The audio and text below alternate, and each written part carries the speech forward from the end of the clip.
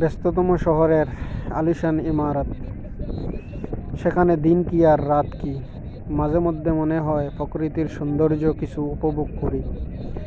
খোলা আকাশের নিচে রবের কুদরত, রবের রহমত, সুবহান আল্লাহ।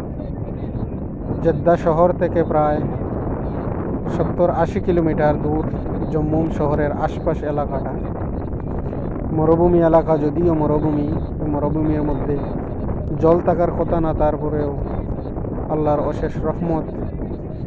খোলা আকাশের নিচে কি সৌন্দর্য উপভোগ। মনে হচ্ছে আমি আর মরুর দেশে নয়। দেখুন কি সুন্দর একটা দৃশ্য। সেখানে খেমা, অনেক গাড়ি, অনেক লোকের সমাগম, তেমন কি আমারও এখানে আসা। ভালো থাকেন, ভিডিওটা শেয়ার করেন, সঙ্গে থাকুন।